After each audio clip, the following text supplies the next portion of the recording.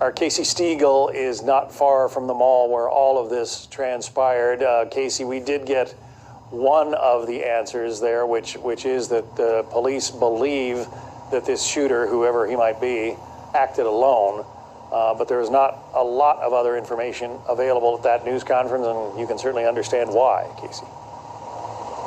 That's right. So they just wanted to come out and kind of make sure that they got the information out directly, that there was not an active manhunt underway or anything like that. That also, of course, shows that there is no longer a threat to the public, which is always a big concern, especially when you consider, look over here, right? Sorry, Scott, I don't mean to do that to you, but we're fluid. Breaking news. Let's change it up.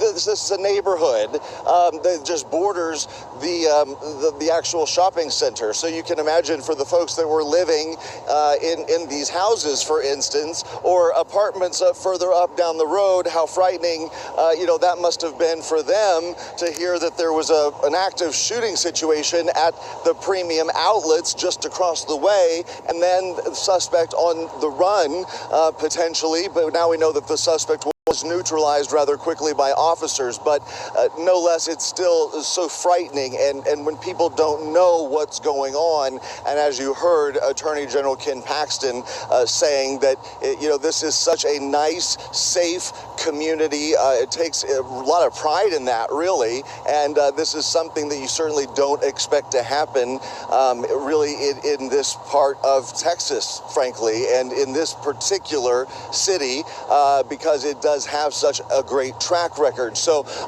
we're seeing some of these people that have walked through. I haven't seen any recently because the crowds are thinning out, because get this, I did speak to a woman not long ago who told me that the police advised her that it is probably going to be until tomorrow before she is even able to get her vehicle. So she was a little worried about that. She says she has a Tesla, and she's worried about leaving it overnight, but no doubt they're certainly at least happy that they are okay, knowing that there are some families right now that are dealing with entirely different situations. But so some of these people are just realizing that it's not going to be anytime soon, maybe not even until tomorrow, before they're let in and this perimeter is released. And so that's why this is going to be going on for some time. And some people are even getting Ubers, or they're calling their family members to come pick them up here, since they were not able to drive home. But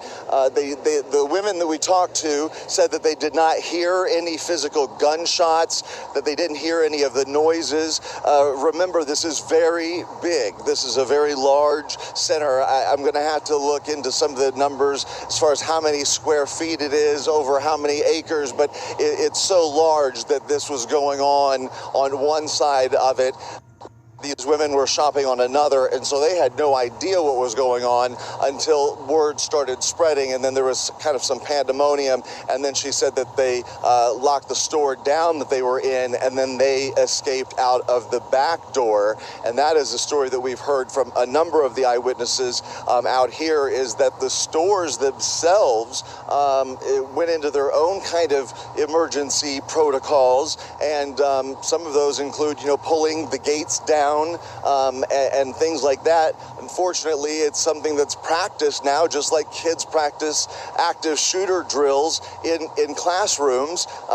They practice for these things at places like malls as well. So a lot of people hiding out for a short time, then escaping out the back door. That's what these women did. But another press conference, they said, expected in about 2 hours from now. So that will be 8:45 local time, 9:45 Eastern, and hopefully we'll have some more information for you. But we don't know the exact number of fatalities. All they said were that 9 patients were transported to the hospital that they knew of, meaning through official ways by an ambulance or whatnot. There may have been other victims that drove themselves to the hospital, and they just didn't know those numbers yet.